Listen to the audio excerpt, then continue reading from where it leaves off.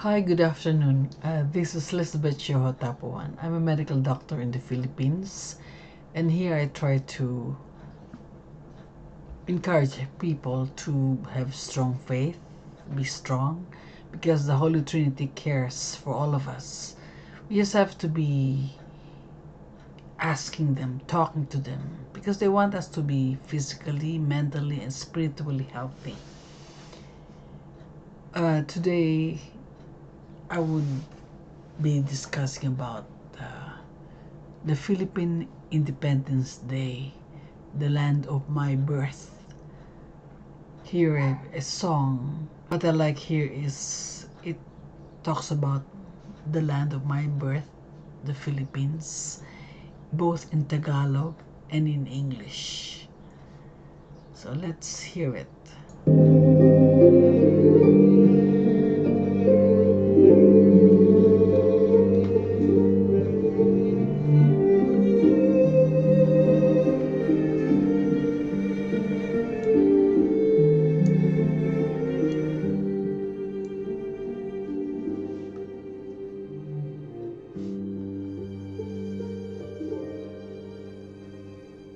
Ang bayan ko Pilipinas, lupain ng ginto't bulaklak, pag-ibig na sa kanyang palad, nag-alay ng ganda't dilag, at sa kanyang yumi at ganda, dayuhan ay naalinaw. Bayan ko, binihag ka, nasalag sa dusa.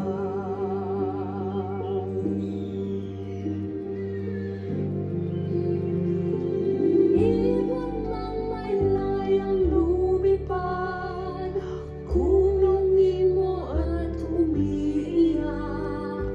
Bayan pa kayang sa dilag, ang limang nasang makaalpas.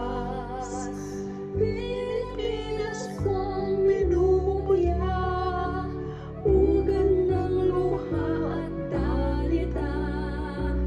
Aking adhika, makita kang sakdalaya.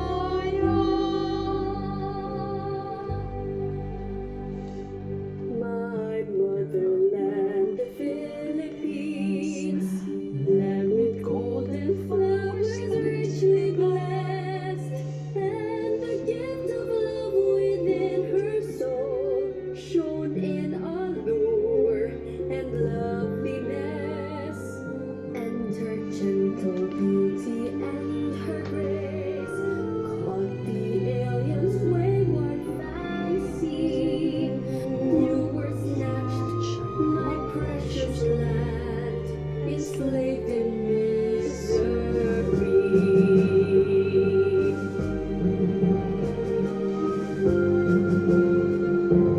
Every bird so free to soar and fly, if you catch her, she will surely cry. How can such a bright and splendid land not aspire to rise in liberty? Oh, my dear beloved Philippines, cradle from their tears and misery, hear my fondest wish to see you forever free.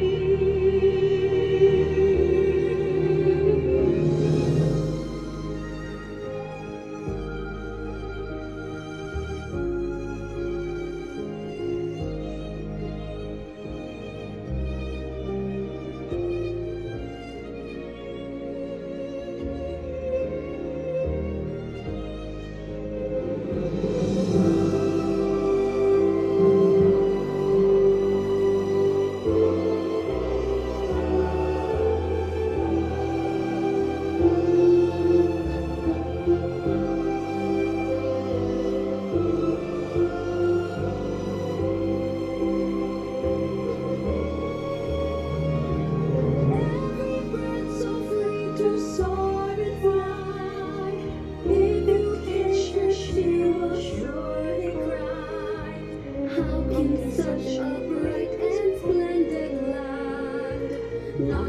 fire to rise in liberty. Oh, my dear beloved Philippines, cradle fraught with tears and misery. Hear my fondest wish to see you forever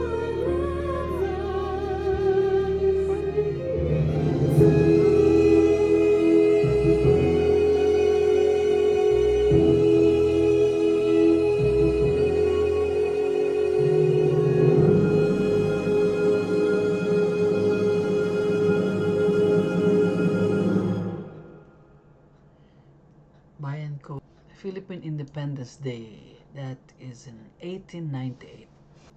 From history.com. This day in history, 1898, June 12, Philippine independence declared.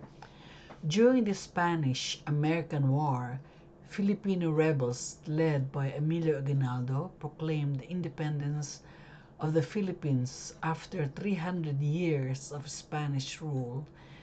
By mid-August, Filipino rebels and U.S. troops had ousted the Spanish, but Aguinaldo's hope for independence were dashed when the United States formally annexed the Philippines as part of its peace treaty with Spain.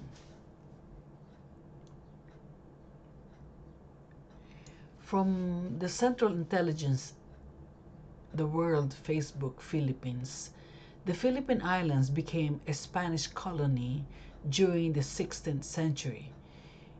They were ceded to the U.S. in 1898 following the Spanish-American War. In 1935, the Philippines became a self-governing commonwealth. Manuel Quezon was elected president and was tasked with preparing the country for independence after a 10-year transition. In 1942, the islands fell under Japanese occupation during World War II, and U.S. forces and Filipinos fought together during 1944 to 1945 to regain control. On 4 July 1946, the Republic of the Philippines attained its independence.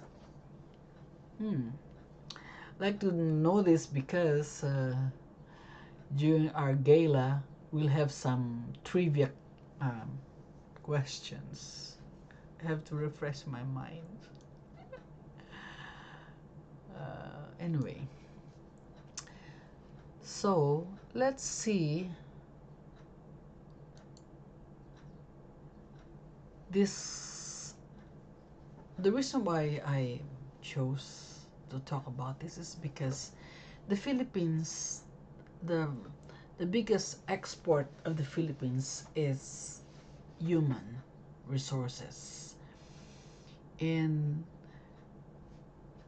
of course, the Filipinos have are not perfect, but we have lots of qualities and characteristics that we are spreading love to the world. Like one of the candidates for Miss, I forgot which, Miss International, Miss World, or Miss Universe, was one of the finalists, and I forgot who. I have to make my research, but I don't have time right now. It was asked what she can say about Filipinas who are employed as nannies, all over the world. And the Philippine candidate answered it so nicely. And she said she's proud of the Filipinas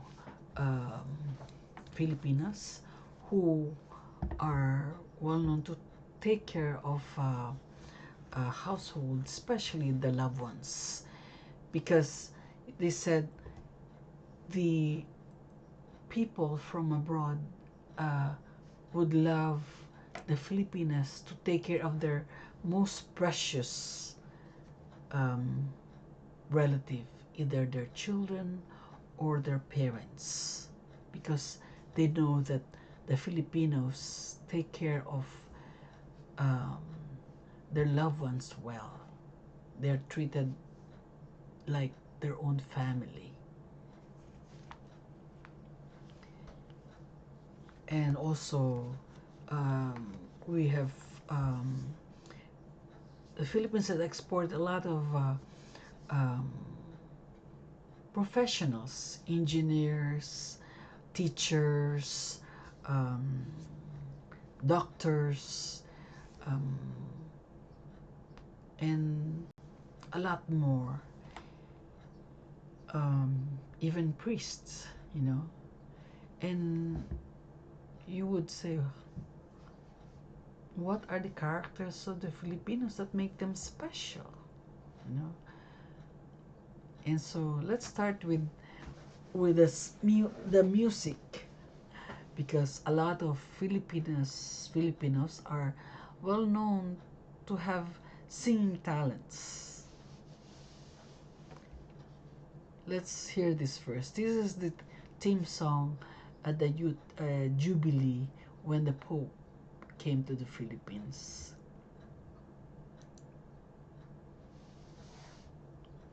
Tell the world of His love. That's what we're spreading.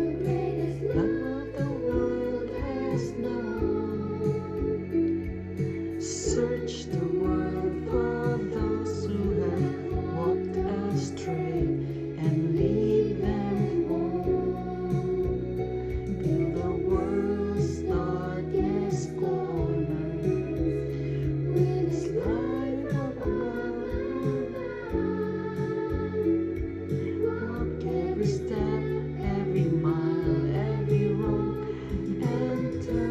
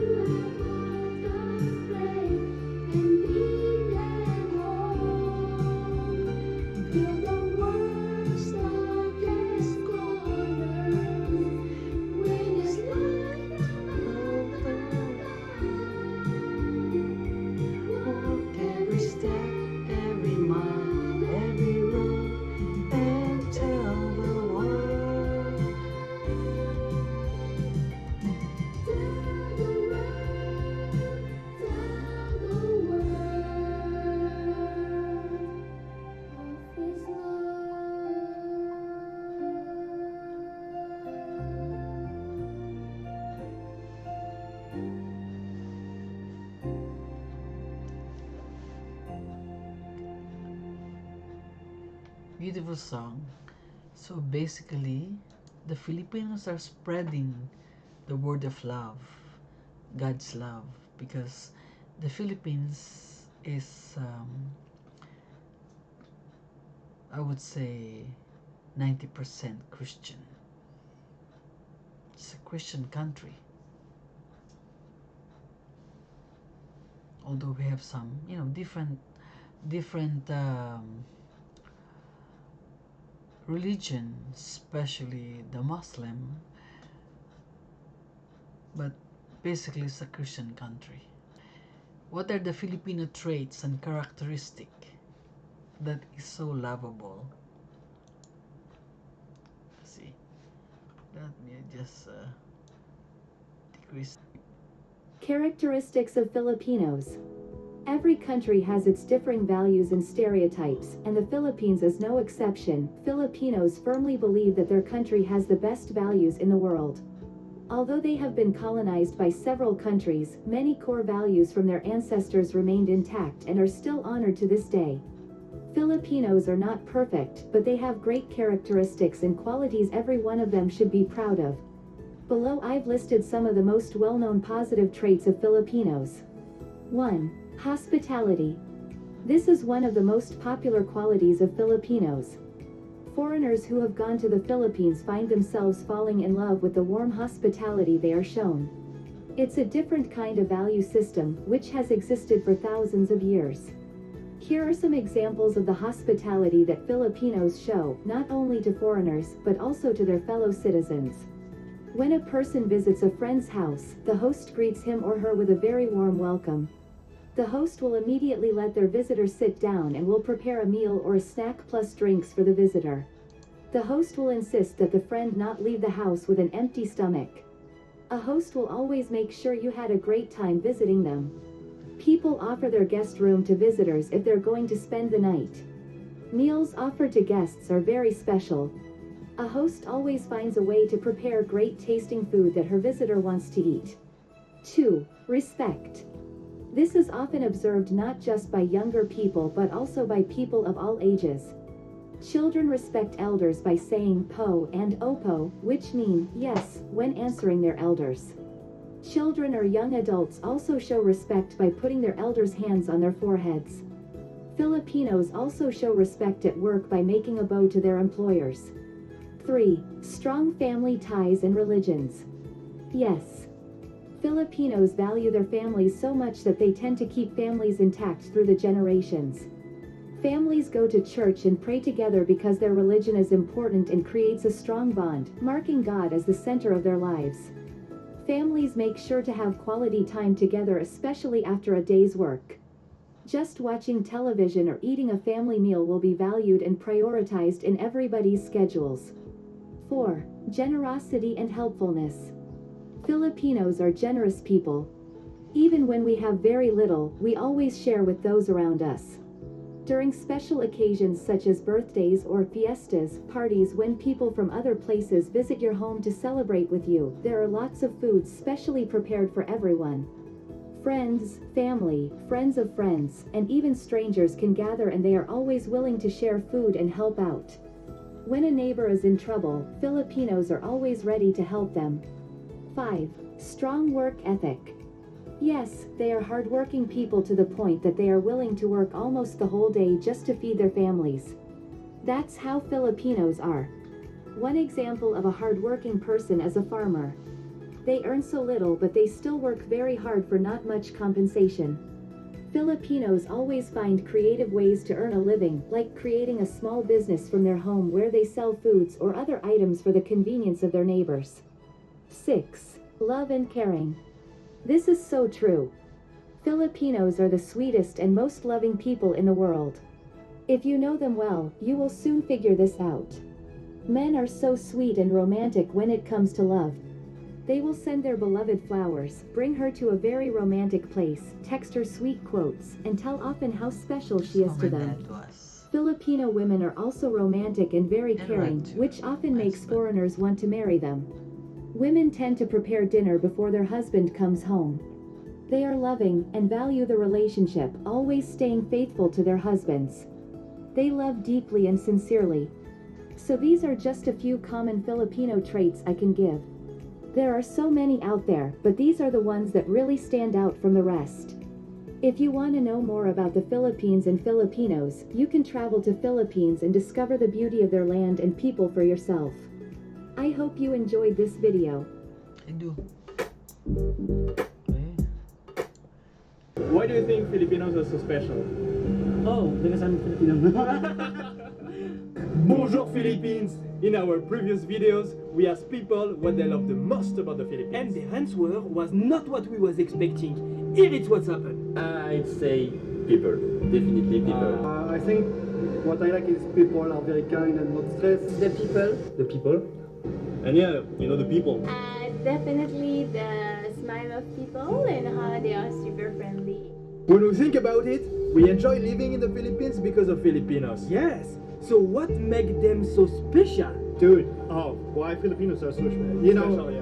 I'm actually half Filipino. I'm half European. Like this guy here, he knows it. You know, but it's really cool being here right now. You know, Filipinos are the population is super young, and Filipinos are very creative, and you know they have had it pretty hard, you know, at times, and you know with all these you know external factors, but they're very resilient and they're really finding ways how to create opportunities here. So opportunities are right here, right now in the Philippines. It's not in Europe, it's not in the US, it's right here. So I'm actually super happy to be here amongst young and creative Filipinos. My dad's Egyptian and my mom's Filipino, so I'm basically jumping from one culture to the other. Okay. What makes me go back here all the time and stay here for the longest time? It's the hospitality. You know, Filipinos are gonna welcome you with open arms, with love and care and everything that you wish for without any exceptions or conditions. That's how we love. Thank you. Amazing. What makes Filipino amazing is their resilience. Alright. Yeah. Yeah. This is a trait I think very inherent to Filipinos because we are faced with a lot of calamities, unfortunately, natural disasters. But despite of all that, we are still very much happy people.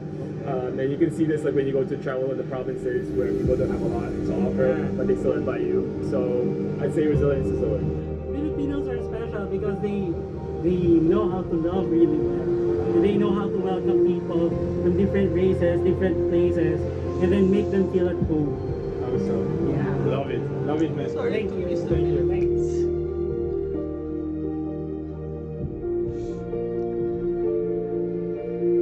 See what next I. Hello everyone, 안녕하세요. So my name is Hannah Cho and today I came back to this channel because I want to tell why I love Philippines. Yeah, so sasabihin ko po yung 10 reason kung bakit ko po gusto ang Pilipinas. Kung bakit ko po ginusto mabuhay dito sa Pilipinas. So for me po, I was born in Korea and then I came here in the Philippines when I was 10 months. Kaya more than 15 years na po ako dito. It doesn't mean na 15 years old na ako. It means na I studied also in Korea for my high school and then mga gitna-gitna, yung mga konting 1 year, ganun din.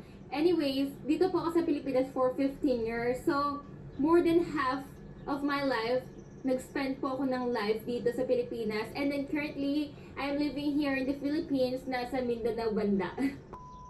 Ngayon, ano kaya yung ginusto ko dito sa Pilipinas? As for me, di ba, nakapunta rin po ako sa Korea, nakapunta na rin po ako sa Pilipinas. Kaya, para aware ko po yung mga culture nila, yung pinagkaiba nila. Kaya, today, I'm going to tell kung bakit ko nagustuhan ang Pilipinas. Pagdating sa mga transportation, it's really comfortable because sa Korea po, syempre, pag may car ka, pwede naman gamitin yung car. Pero pag wala kang car, di ba, public transportation, ginagamit natin yung mga jeepney, yung mga bus, gano'n. Pero sa Korea, hindi po naman ginagamit yung jeepney mismo. We have like city bus, yung parang jeepney siya sa Pilipinas. Pero, yung city bus na yun, meron siyang bus stop. So, dun ka lang dapat makakasakay, dun ka lang dapat makakababa sa mga bus stop. And then, hindi siya totally malapit sa mga bahay nyo. Kailangan po maglakad. Pero dito naman sa Pilipinas is, kahit saan ka, syempre may sakay din ng mga jeep, pero mostly, di ba, wala naman talaga exact kung saan ka dapat sasakay, kung saan ka lang talaga tatayo, dun ka ipapatayo ng jeep, and then, pwede ka sumakay, and then pwede ka bumaba kung saan ka malapit. Mostly yung tricycle din, kasi yung tricycle, di ba, binababa mismo sa harap ng bahay nyo. Kaya, wow, this is more comfortable. No need to walk na. Just in front of your house na lang ibababa ka para naman may sundo ka, ganun. So, that is why I like Philippines so much. Kasi, katulad sa akin, ayaw maglakad. Pwede ng tricycle and jeepney.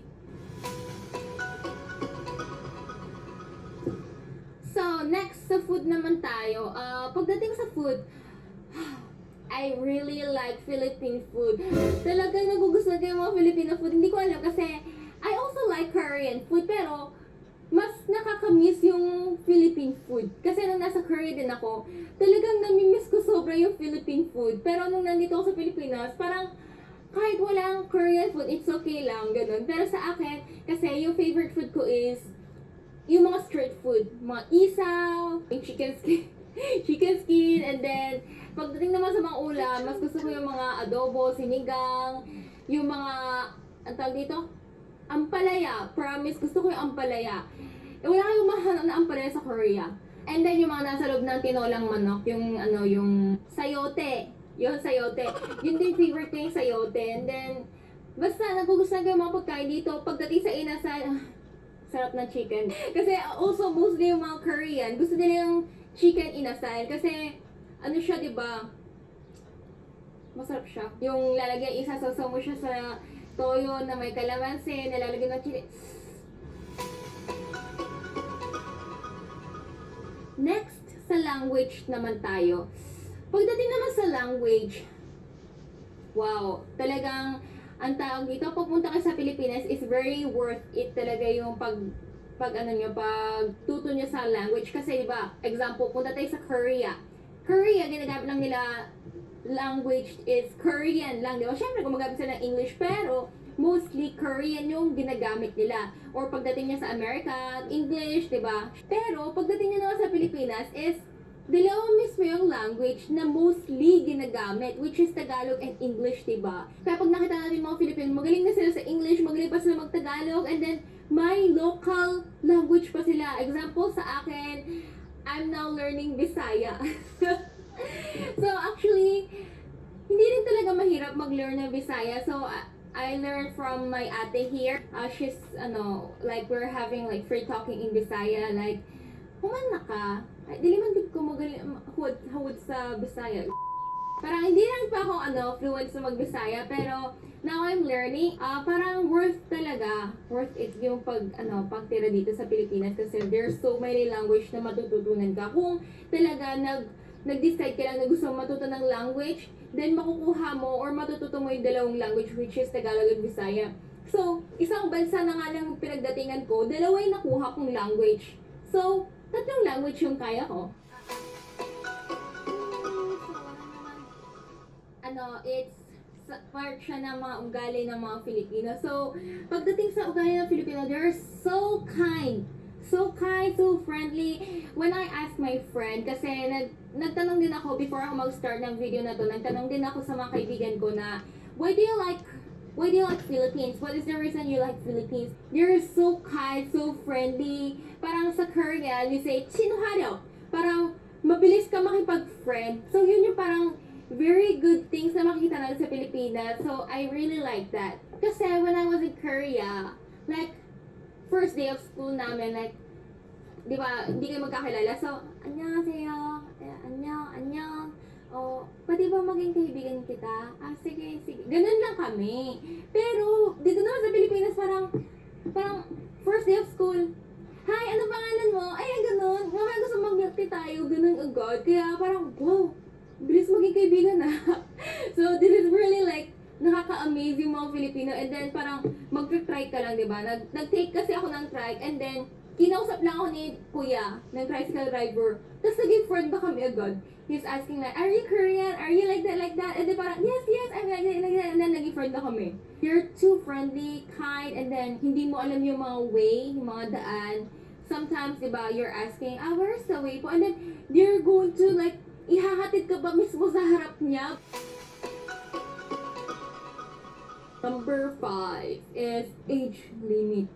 Wala kayong age limit. Parang kahit 1 year yung pinagkataon nyo, 2 years, 3 years, parang parang friendly pa rin kayo, friend pa rin kayo, ganun, di ba? Syempre, meron din nagsasabing ate, pero mostly na mga nami-meet ko is, sinasabi nila na, ay, wag ka na magsabi ng ate, just friend na lang tayo, ganun. So, parang, wala silang age limit, pero nasa saktong linya. Nasa saktong linya na magkaibigan, tapos, ganun. Pero, kasi sa Korea, kahit 1 year lang yung gap nyo, ay, sobrang ma-respect. Annyeonghaseyo, ganun kami, promise. Parang, kasi meron akong, yung nasa middle school ako, di ba? Yung middle school is first year, second year, third year, mga isang taon gap lang nila. Tapos, ginagawa ko sa mga second year na mga senior student ko is talaga, 진짜요? Parang, lagi may, and then, annyeonghaseyo, tapos 90 degree pa dapat yung pagkabaw nyo. Ganun ka-strict yung Korea sa age gap namin. Kung hindi lang talaga kayo, parang sobrang close. Yun. Anyways, kaya, pag sa Korea kasi, masyadong mahigpit yung age namin. Kunyari kami ni Kuya Joshua, it's 5 years kami magka-age gap. And then, dapat talaga annyeonghaseyo, parang dapat may respeto talaga. Pero dito, parang, kahit kuya mo, uy, huwag ka ganyan. Parang friend lang kayo, di ba? Kaya, I really love that relation sa mga Pilipino kasi they doesn't care about the age too much and then they're like friend all. Kaya, I like really. Sana maging ganun din sa Korea. And next is the weather. Weather, wow. Kasi, for me, I don't like cold. Ayoko yung malamig kasi, first of all, kung malamig, ayaw mong gumalaw. Promise. Ayaw mong gumalaw. Gusto mo nakaganyan ka lang sa loob ng kama mo. Tapos, gusto mo talagang, ayaw ko lang sa malamig. And, pag kasi, winter, kailangan po bumili ng winter clothes, diba? Yung mga winter clothes kasi, mahal. Yung mga winter clothes kasi di ba makakapal sila and then may parang makakapal yung mga tela nila. At saka, pag winter, magastos yung yung di ba pag summer, aircon lang. Pero pag sa winter, heater. Yung heater talaga magastos sobra. Wala lang, mas gusto ko lang yung mainit. Kasi pag mainit, at least, pinapausin ka, maligo ka lang, wow, fresh ka na, di ba? May electric fan, ganyan, okay lang, may aircon, ganun. Pero pag winter, ayaw mo mismong lumabas. Ayaw mong gawin kahit talagang gusto mo naka-steady ka lang. Para sa akin yun Pero maganda naman yung scenery, pero I like summer. And next naman is, they don't care about their, faces. They don't really obsess their faces. Kasi, pag sa Korean kasi, pag lalabas ka lang, lagi kang naka-makeup. Kasi, syempre, pag hindi ka naka-makeup, pangit ka ganun. Sa Korea kasi ganun Kaya, ako rin nun, kasi, when I was, in Korea, pag lalabas lang ako, lagi ako naka-makeup. Parang kailangan kasi maging maganda sa tingin ng iba. Parang too much obvious talaga sa face. And then, as you know, di ba, marami din nagsa-surgery sa mga faces because they don't like small eyes, katulad ko. I have small eyes and then I don't have double eyelid. Parang gano'n, they want to make double eyelid, they want to make your nose more taller and then like more beautiful face, yung parang pag V-shape, gano'n. Kaya they really like obsess their faces about. Pero sa mga Pilipino, if pupunta lang sa school, diba, polvo lang, konting lip tint lang, tapos na. Pero pag sa Korea kasi, talagang magre-ready ka pa super ganun. Pati yung buhok mo, pati ganyan mo. Korea is too much in their appearance, obsessed in their appearance. Kasi, di ba, kailangan kasi sa Korea is mapayat ka, kaya ka maganda tingnan, ganun. Pag hindi ka mapayat, parang nagda-diet talaga sila araw-araw, parang isang kain lang a day, para mabawasan lang. Ganun din ako before. Kahit sa tingin ko, mataba ako. Talaga, promise, naisipan ko na I'm really fat. Pero, when I'm asking Filipino here, you're saying na, hindi ka naman mataba. Pero pagpunta ako sa Korea, you're saying I'm fat. Yun yung pinagkaiba talaga. Kaya, talaga mataas yung standard ng pagtingin nila sa appearance. Kaya, it's really hard sometimes to live in Korea. Pero in Philippines, like, free. really care for their family. Okay? I'm not saying naman na, Korean doesn't care their family. Hindi naman ganun. Pero, when I met Filipinos, kasi nakikita ko talaga yung care nila sa pamilya nila. Example, I'm asking Filipinos na, what is your dream?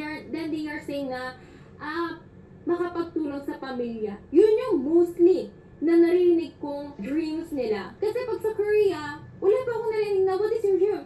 Makapagtulong sa pamilya. Wala pa, promise. They're all saying na, maging doctor, maging teacher, maging engineering, gano'n. Pero, pag sa Pilipinas, makapagtulong sa pamilya, this is what they are dreaming. Kaya, when I was looking at like, they are really caring for their family. Parang, priority nila is family first. Even me, pag naging 20 ka na, okay, lalabas na ako, buhay ko na. Ganun yung sa amin, parang kanya-kanyang buhay na. Buhay ng mama, papa ko, buhay ko, ganun. Pero, dito sa Pilipinas, kahit tumanda ka pa rin, talagang family first. Kaya, wow, this is really good. Like, you're so caring. And then, pag pamilya, Christmas, diba, pamilya-pamilya, pag year, pamilya-pamilya, pag something, pamilya-pamilya, happy birthday, pamilya-pamilya. Pero pag sa Korea, Christmas, with loved one, ni Uyab, ni Jowa, ganon. Pag New Year, with Jowa. Pag birthday, with friends, ganon. Hindi naman lahat ng Korean sinasabi ko, pero mostly, kasi even my friends do like that. That is why I love Philippines, because their first priority is family, and then they really respect their family. They want to support their family, something ganon. That is really, dang. And next is the positive mind. So, ano yung positive mind? Whenever I came to the Philippines, hindi ako nabibigatan sa pag-aaral. Kasi, hindi talaga totally sila na-stress sa pag-aaral. Like, kunyari, nabagsak ka sa isa. Ay, nabagsak ako. Sige, next year na naman. Ganun lang sila. Pero, parang, hindi sila too much na-stress or nahihirapan sa mga ganung bagay. Like, they have positive mind na, pwede naman akong, mag-ulit ganyan. Pwede naman kong gawin ulit. I can try again naman, ganun. Pero pag sa Korea kasi, hindi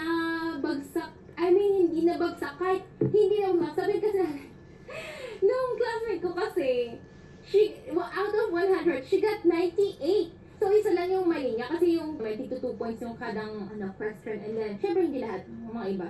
May isang question kasi na 2 points and then namali siya doon, kaya naging 98. Pero, suddenly she went to the CR and then, she was crying, so I told her, bakit ka na umiiyak? Sabi niya, baba ng score ko.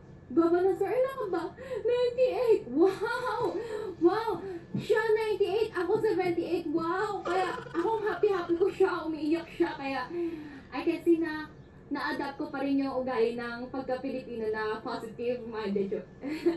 So, that is why I like Philippines kasi they are so positive in like, studying in anything, then kahit di sa studying, kahit sa ibang bagay, ganun, they are not frustrated too much sa mga pag-aaral, sa mga ibang bagay. Kasi naman when I was in Korea also, laging ako nag-stress kasi pag konting mababa lang yung score ko, talagang parang yung buhay ko mawawala na gano'n.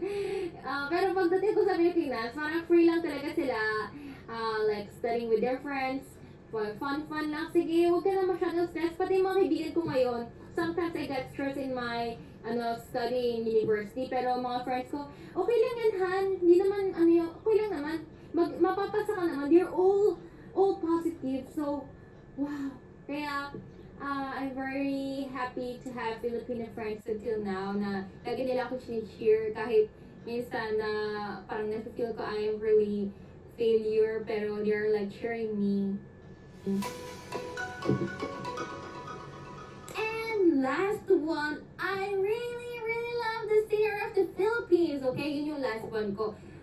Parang, maganda din naman sa Korea. Yes, maganda din naman po sa Korea. Pero, I like the singer of Philippines kasi pag nakating mo yung mga dagat, parang, wow, you're so beautiful. Parang nakatutok pa lang yung mata mo sa dagat. Parang, wow, parang nasa movie ka, ganon. It's like, even I ask my friends na, why they like Philippines, they really like the scenery because it's from like natural siya, from nature, di ba? Yung mga beach, yung mga dagat, yung mga puno, ganun. Pag nakita din naman talaga talaga natin yung Philippines is like very natural siya, nature, about siya nature, ganyan. Kaya I really love Philippines. So here I will add my 10 reasons why I like Philippines. And talaga habang nag-iisip ako na ano yung, bakit ko pala nagustuhan yung Pilipinas, habang sinusulat ko siya, ang dami. Kaya nahirapan ako sa pagpili. Nahirapan ako sa pagpili kung ano yung ilalagay ko for top 10. Pero while I'm looking at myself na I was very thankful na I live here in Philippines and I grew up here in the Philippines and I know about their cultures, yung mga ugali din ng mga Filipino, right? Kasi if I grew up in the Korea, hindi ko makikita yung kagandahan ng Pilipinas. Pero because I grew up in the Philippines, I can see how beautiful the country of the Philippines. I really appreciate that I grew up here in the Philippines. As for my future also, I like to live in the Philippines. So I will now end my video here and I'm a Filipino American, born in the Philippines.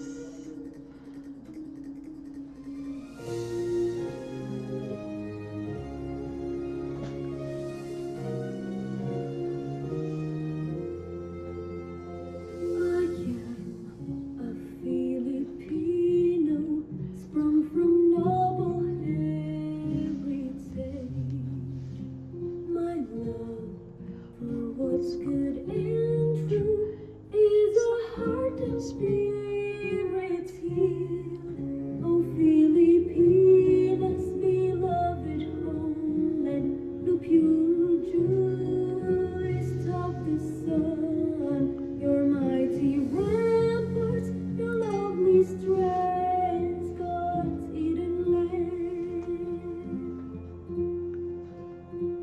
My heart, my mind, they all stand for what's beautiful and good. Your sons from 1,000 islands, there you know you're just one world. I am a Filipino. I am a Filipino. One nation, one ideal is the dream I pursue. For country, flag, and people, I give my life, my all. I am a Filipino, Filipino, strong and true. I am a Filipino. I am a Filipino, proud to be truly Filipino. We're Filipino, I and you. Beautiful. Very beautiful. So here, I salute the Philippine flag, also salute the American flag. Good night.